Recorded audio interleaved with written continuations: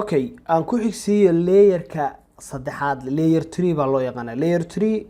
waxa loo yaqaanaa network layer layerada xageenu ka soo tirinay topology-ga waxaanu aan idhaahdaa OSI layerka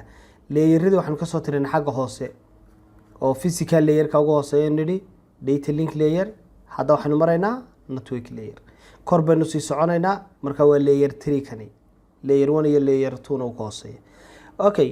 layer 3 shaqadiisu waa maxay waxa loo yaqaano logical addressing physical layerka aan idhaahdo sorry data link layerka wuxuu mas'uul ka ahaa physical addressing kani waa logical addressing waa IP address baa loo yaqaanaa sidoo kale logical addressing sidoo kale wuxuu mas'uul ka yahay layerkan loo yaqaano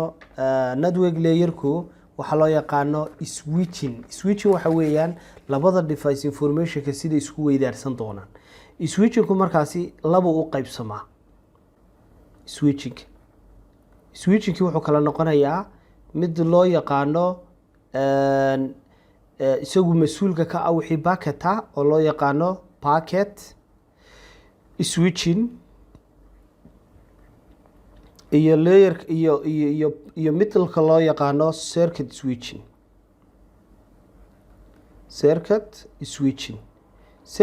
iyo packet switching kan packet ko wixii data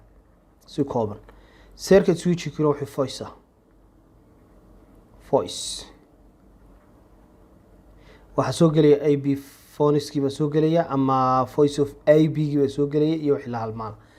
marka voice-ka ayuu mas'uul ka yahay marka dedication of call-ka ayaa ka mas'uula circuit switching-ka ka mas'uul layerka shaqada igu xigta waxa weeye route recovery and selection ka farahan solution-ka xalku sidoo noqonayo selection ahaan sidoo noqonayo routing protocols bay ka hadli doona maalmo dambe oo laga yaabo inaan mawduuca kala kaga hadalno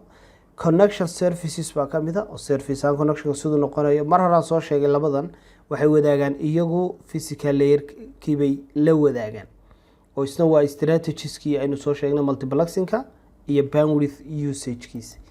aan hore uga socdo waxa layerka igu xiga waxa weeyaan kaasi wax loo yaqaano transport layer 4 way marka kor baynu sii soconaa layer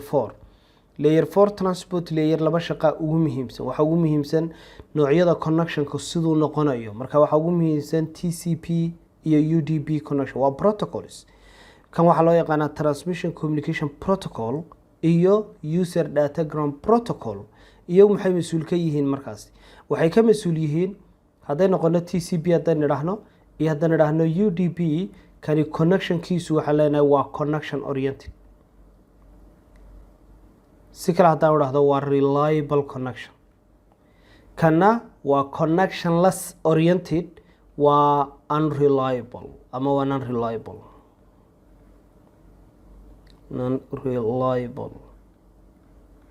non-reliable way la iskuma halayn karo marka farqiga labadooda u dhaxeeyo marka protocol fara badan oo UDP ah sida protocol fara badan oo TCP ah jira application layers-kan kaga hadaldoona madhow okay windowing buu mas'uul ka yahay windowing waxa weeyaan computer-kan haduu yahay senderka kanina uu yahay receiver-ka communication-ka u dhaxaynaya segment buu diraya segment-kaasi la diro ama data-da la diro segment-ka la diro waa in acknowledgement laga soo jawaaba okay kaas marka waxa la yaqaanaa windowing haduu segment kala diro waa in reply-giisi helaa waa in windowing waa in helaa markaas daaqadii uu ka eegi lahayo kala camal waa in helaa buffering ayaa isna sidoo kale jira oo shaqadiisa transport layer-ka ah oo buffering macnaheedu waxa weeyaan waa queuing-ka data-du ay gasho si aanay medium-ka u qaadan marka imka ka hadlimayno wax la yiraahdo quality of services baa jira oo voice data audio pictures haday wada yimaadaan maxaa la doorbidaya ma voice-ka la horeysiinaya ma data-da la horeysiinaya ma tagas-ka la horeysiinaya quality of services baa la yiraahdaa markaasi iyada marka la ka hadli doono saddexda shaqan soo koobaynaa transport layer session layer oo runtii aad u kooban isaga waxaan kaga hadlayaa qodob yar aad u muhiim ah session layer sida magacaba ka muuqata waa session ku mas'uul ka yahay inuu session dhaco session-ku muxuu ka bilowdaa markaasi inuu device-kan haduu rabo inuu device-kaasi ku galo protocol loo yaqaan telnet for instance telnet waxa weeyaan markaasi inuu remote access ku galo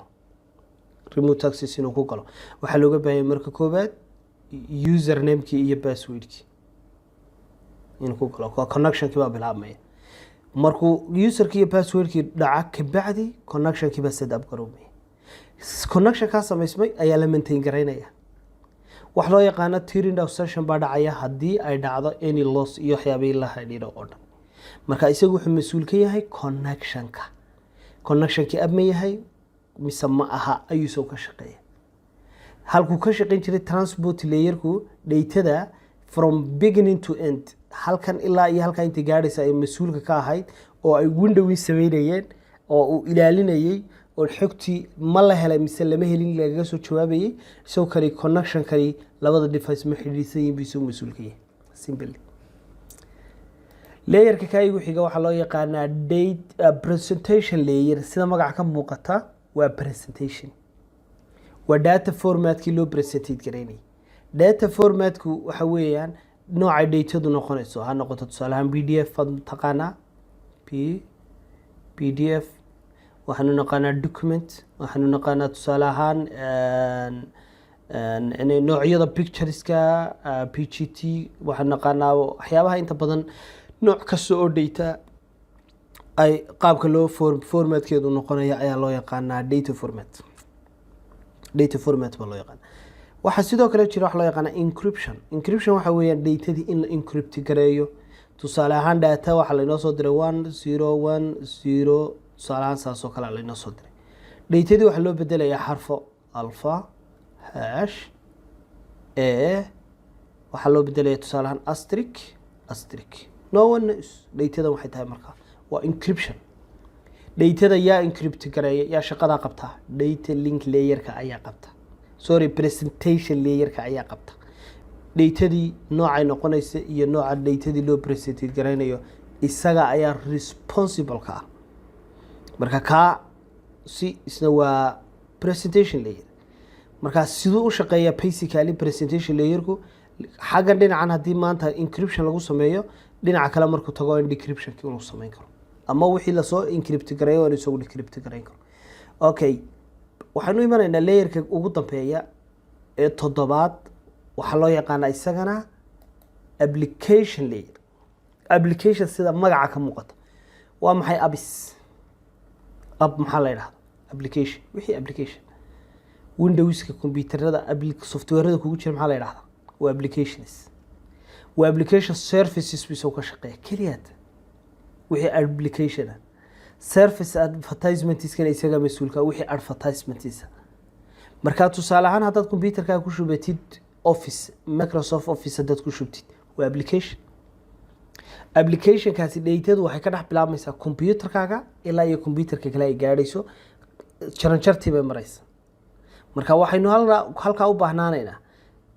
presentation layerka markaan ka hadlayno wixii abis oo dhan baa ka shaqeeya marka laba device oo kala duwan saa u shaqeeyaan API wax la yiraahdo la create gareeya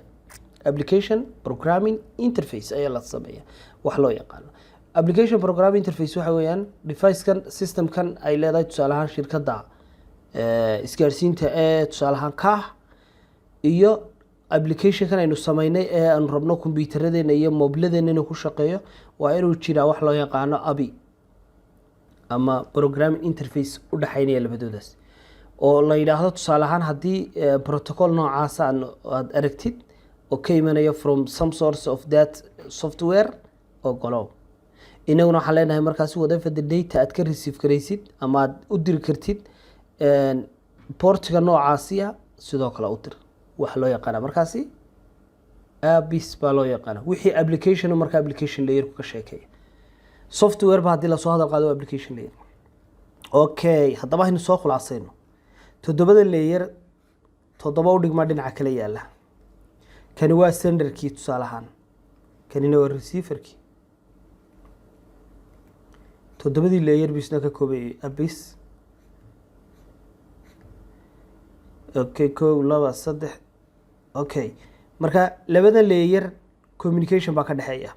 logical communication labada layerna communication baa ka dhaxeeya labadana communication baa ka dhaxeeya labadana communication baa ka dhaxeeya labadana communication baa ka dhaxeeya